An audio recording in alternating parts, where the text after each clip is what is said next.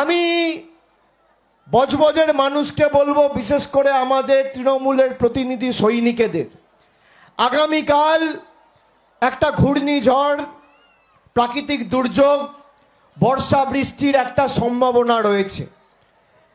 আমরা সারা বছর মানুষের কাছে থাকি।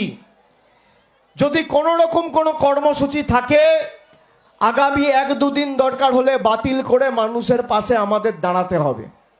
রিলিফ ক্যাম্প থেকে শুরু করে কোনো মানুষের যাতে কোনো অসুবিধা না হয়, একটা মানুষেরও যাতে জীবনে কোনো রকম অস্বাভাবিকতা তৈরি না হয়, এই ঝড়ের কারণে, বৃষ্টির কারণে আমাদের আগামী দিন মানুষের পাশে দাঁড়িয়ে সেটা সুনিশ্চিত করতে হবে।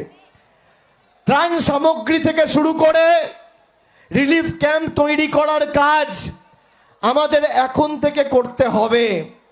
দরকার হলে যদি কোনো রকম কোনো অসুবিধা হয়, আমি তো এখন এখানে আছি 7 দিন, আর তো 7 দিন নেই, আর তো 5 দিন দক্ষিণ 24 পরগনায় থাকবো।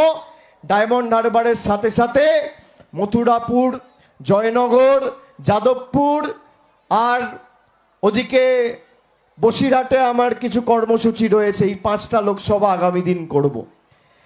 তার সাথে সাথে রাত বিরাতে যত রাত হোক, আপনাদের কোনো অসুবিধা হলে আমাদের প্রতিনিধিদের জানাবেন। ঝড় জল বৃষ্টিতে কারোর কোনো অসুবিধা হলে আমাদের প্রতিনিধিরা পাশে গিয়ে দাঁড়াবেন। আমাদের এটা দায়িত্ব, কর্তব্য, দায়বদ্ধতার মধ্যে পড়ে।